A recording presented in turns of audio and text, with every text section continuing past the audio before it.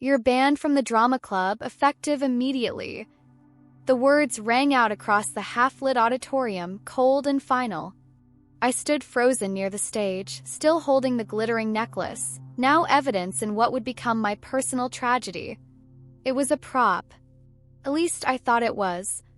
But according to Principal Healy and 3 very loud drama kids, it was the real necklace of head director Mrs. Laskin, mysteriously gone missing moments before our final dress rehearsal.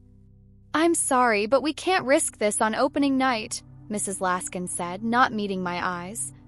"This is deeply disappointing, Blair." I was 17, a scholarship student in a rich suburban Massachusetts high school. My name is Blair Alden, and until that day, theater had been my entire world, my escape, my ambition, my identity.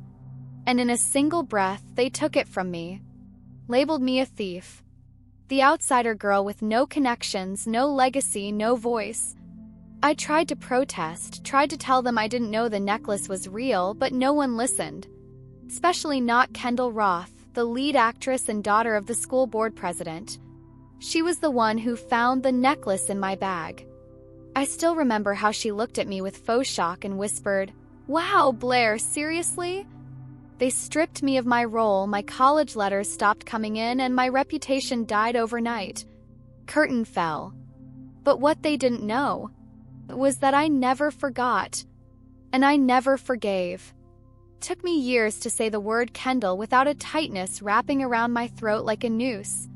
After the accusation, my parents didn't ask questions. Not really. They just reacted. Quietly withdrew me from Linwood Academy and enrolled me at a public high school 2 towns over. My mom cried in the car the whole drive home that day, clutching the school-issued statement of disciplinary redirection due to policy infraction.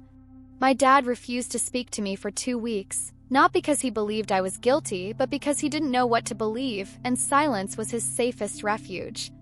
I remember sitting in my bedroom with the windows cracked open to let in cold March air, staring at my discarded script for Pygmalion, the role of Eliza Doolittle still highlighted in yellow, line after line I'd poured myself into. And now nothing. No callback, no apology. Just a polite internal memo that I'd been relieved from all extracurriculars. My guidance counselor at the new school told me, delicately, that my record might complicate competitive college applications. So I applied safe. Local. Modest.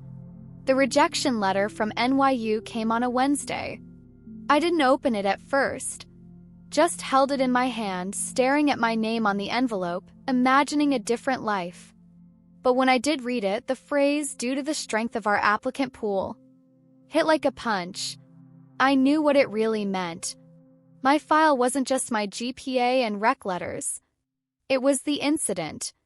The one I couldn't prove I didn't cause. So I buried the theater kid. She was too soft for this world anyway. I majored in marketing at Emerson College. Practical, sharp-edged, clean. I told myself that if I couldn't be on stage, I'd own the spotlight from the other side. I'd learn how to package emotion, manipulate perception. You'd be amazed how similar brand storytelling is to stagecraft. Both depend on illusion and timing. By 25, I was already working with boutique agencies in Boston. 32, I co-founded Paper Lantern, a creative firm that specialized in branding for arts organizations. That same year, one of our off-Broadway campaigns won a Clio. 35, I led a rebrand for the National Theater Awards. So yes, I had done well. Very well. I wore expensive linen suits now. Had a corner office with floor-to-ceiling windows and a ficus plant I hadn't killed. My clients called me formidable. My team referred to me, affectionately, as the fixer.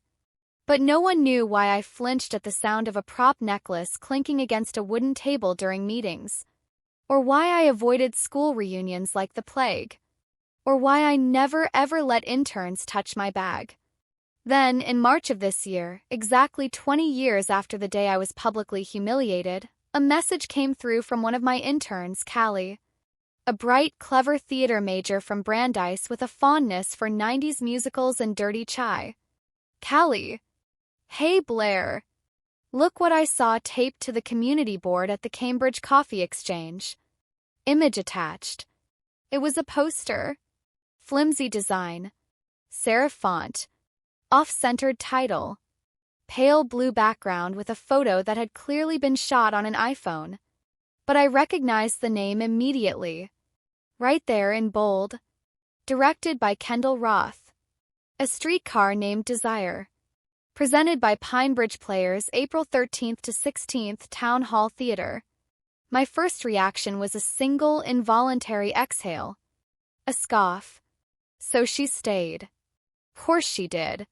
Kendall Roths of the world don't leave small towns. They inherit them. She probably taught weekend acting classes, married someone bland and wealthy, and still hosted wine nights with the same gossipy clique who'd smiled at my face and stabbed my back. But then something else stirred inside me. Not anger. Not even bitterness. Opportunity. 20 years ago, Kendall had taken my role from me. This time, I would write the whole damn script. And she wouldn't even realize she was in it. 3 weeks later, I sat in the third row of the Pinebridge Town Hall Theater, the scent of musty curtains and cheap hairspray wrapping around me like a memory I didn't ask for. The theater hadn't changed much, still the same red velvet seats with a few threadbare patches, the creaky wooden stage, and those overhead fluorescents that buzzed like gossip. A woman in her 50s, sweater set, clipboard, passive-aggressive energy, glanced at me curiously. I smiled back. She didn't recognize me, of course. No one did. I had RSVP'd anonymously to the final dress rehearsal using an email under my agency's arts outreach program. Said I was scouting small-town performances for potential grant support. No one questions someone who claims they're giving out money. Cast was just finishing warm-ups. There were maybe 8 of them, all in various stages of stage fright. Some were surprisingly good. One woman playing Stella had real fire.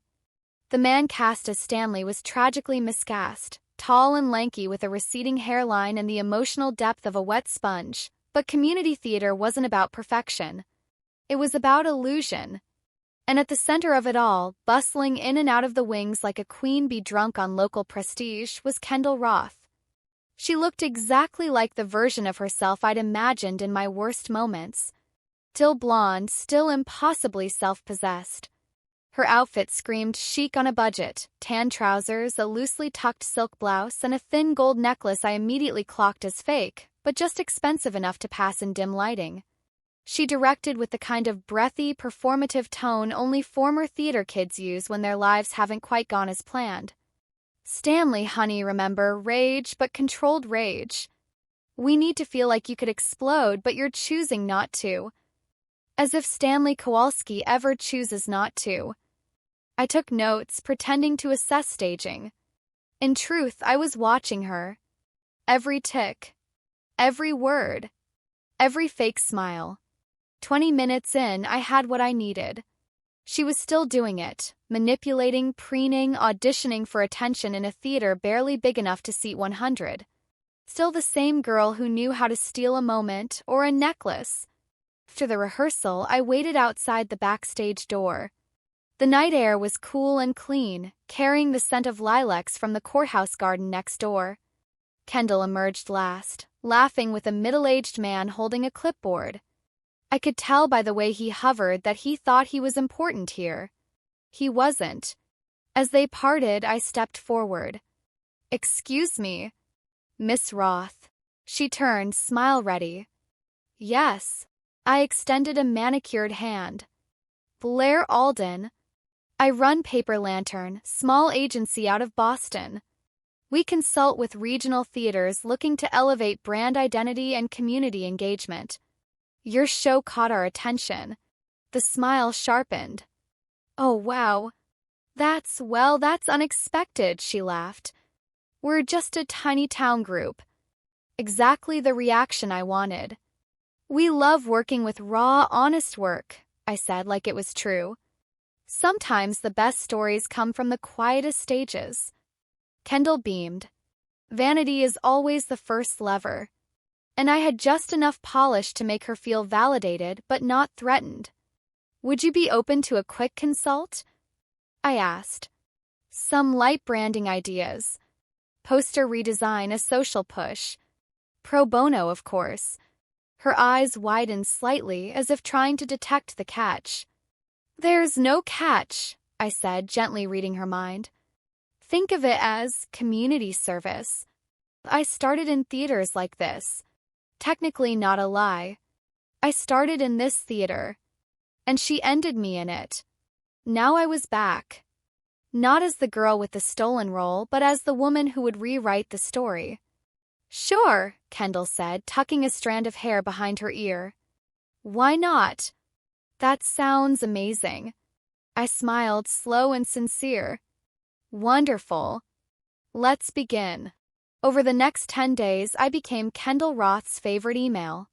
I offered just enough creative feedback to seem helpful, just enough praise to keep her ego humming.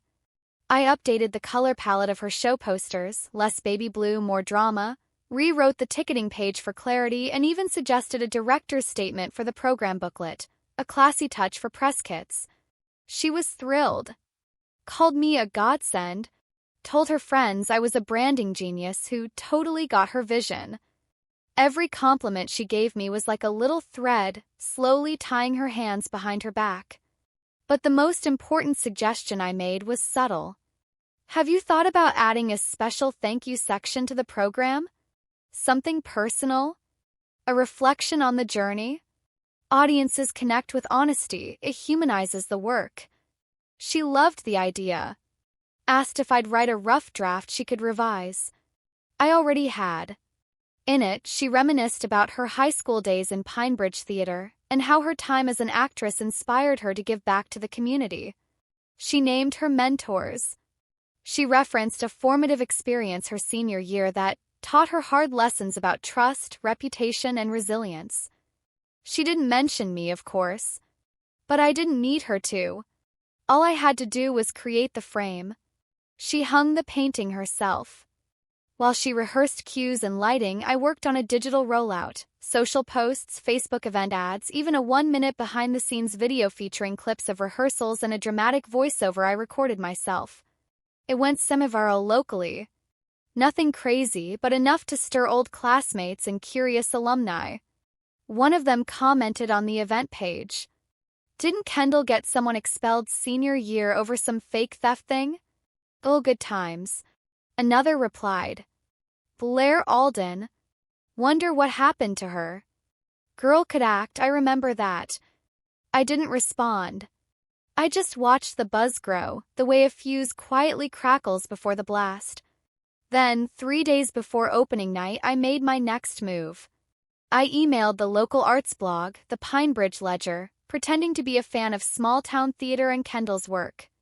Attached the new press kit, which I had personally designed, and casually suggested they do a short profile on the director and her legacy at Linwood Academy. Would be a cool 20-year full-circle piece, I wrote. Her senior year was quite a story. The editor responded in under an hour. Wow. Didn't know there was drama behind the drama. This might actually be a story. Indeed it would. The lobby of Pinebridge Town Hall Theater buzzed with polite excitement. Locals in creased khakis and pearl earrings sipped punch from plastic cups and made small talk over fold-out tables covered in sponsored cookies. Someone brought flowers. A retired English teacher in a vintage streetcar t-shirt clutched her playbill like scripture. I arrived 10 minutes before curtain, wearing black silk blouse, fitted blazer, hair tucked into a clean bun. I didn't need attention tonight. I just needed proximity. Program booklet sat neatly folded on each seat. I watched people read it. Watched their eyes skim the director's statement, the one I had ghostwritten and Kendall had signed without changing a single line. Right there in print. My senior year of high school taught me that reputation is fragile, that perception can become truth in an instant. Someone I once knew disappeared from the stage forever because of a single moment, and it stayed with me. It was subtle. No names. No accusations. Just implication. But Pinebridge was a small town. Everyone knew. And now they were remembering. As I slipped into row D, seat 11, I saw it happening.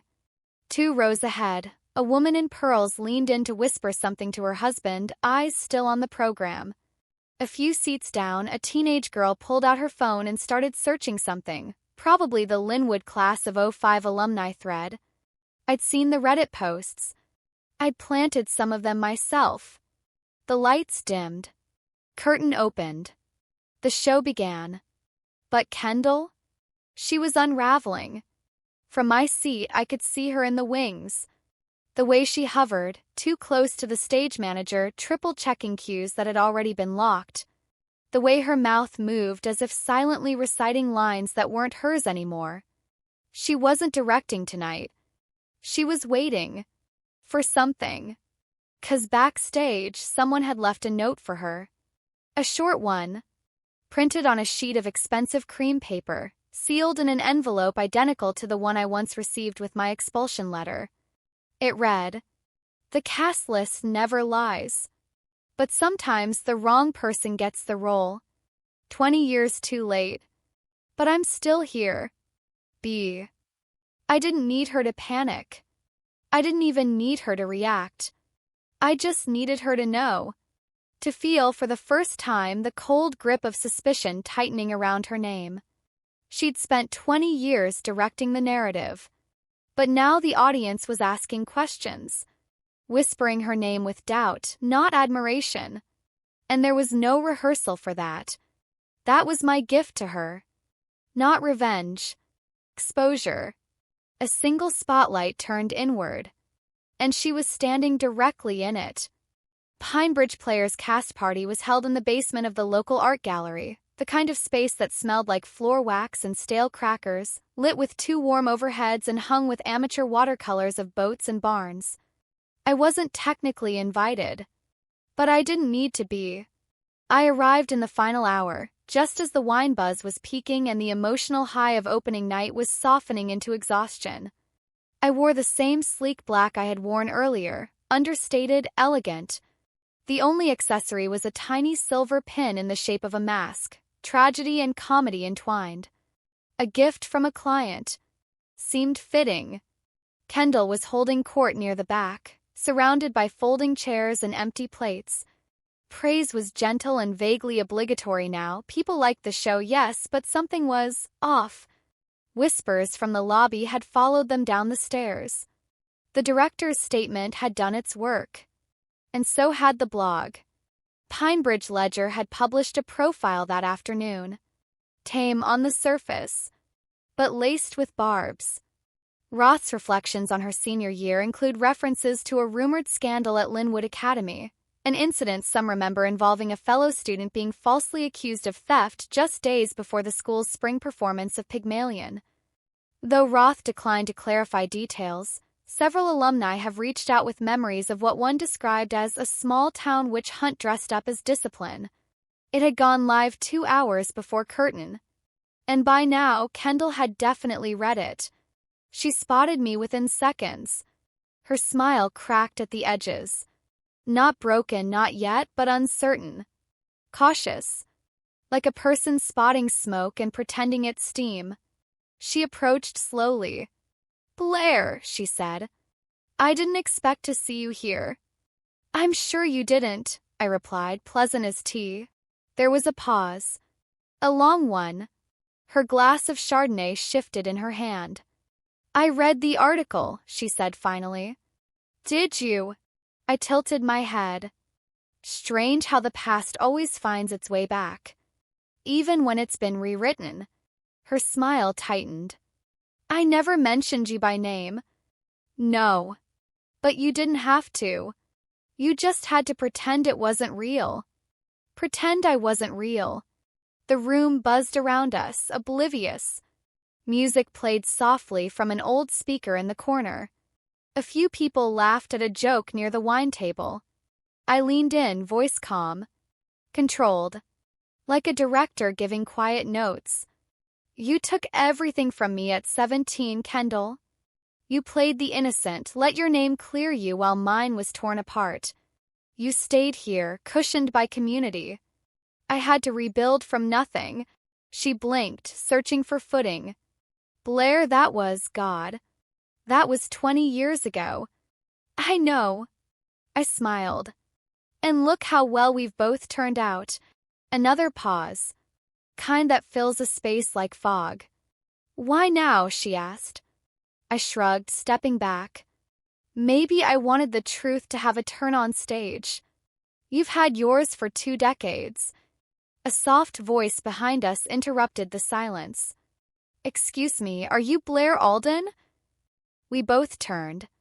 A young woman stood holding her program, the same one with the director's statement. She looked barely 20, wearing a Linwood alumni pin and holding a cheap glass of red wine. I read about you, she said. I'm in theater too. And I just wanted to say thank you. For not disappearing. Kendall's face froze. I smiled gently at the girl. Thank you. That means more than you know. Then I turned to Kendall. One last glance. Not cruel. Not angry. Just final. You once said one moment could end a person's future, I said, quoting her own words. Turns out one moment can rewrite it too. And with that, I left her standing there. In the middle of her party. In the middle of the story. But no longer its star. 2 months later, I was sitting at a sidewalk cafe in Boston, sipping black coffee and watching students bustle past in early summer heat. Paper Lantern had just signed a partnership with the New England Performing Arts Fund, and my calendar was full for the next 6 months. Grant consulting, branding, mentorships. I was booked, busy, and unbothered. But I kept a tab open for the Pinebridge Ledger just in case. That's how I saw the article. Community theater director resigns amid controversy over past incident. Following a flood of alumni statements and renewed attention to a disciplinary case from her senior year, Kendall Roth has stepped down from her position at Pinebridge Players. The board has confirmed an internal review is underway regarding ethical standards and leadership conduct. It wasn't front page. It wasn't scandalous. But it was real. People remembered. People talked. And most importantly, people believed me. I didn't gloat. Didn't screenshot it for anyone. I just closed the tab and finished my coffee. Because the truth is, this was never about ruining Kendall. Not really. It was about reclaiming my name. Reclaiming the version of me that was left behind in that theater, clutching a fake necklace and a ruined future. She never got her standing ovation. Until now. Weeks later, I received a small envelope in the mail. No return address. Inside was a single note handwritten. I don't expect forgiveness. But I see it now. And I'm sorry. K. I folded it once, tucked it in the back of my desk drawer, and left it there. Not as a trophy. Not as closure. Just as proof. That even stories rewritten in silence can echo back if you speak loud enough. These days, I mentor girls in the arts. Girls who don't have a famous last name or connections or backup plans. Girls who believe they have to be perfect to be seen. I tell them the truth, that the spotlight is never fair, but it can be reclaimed. Sometimes your greatest performance is the one no one sees coming.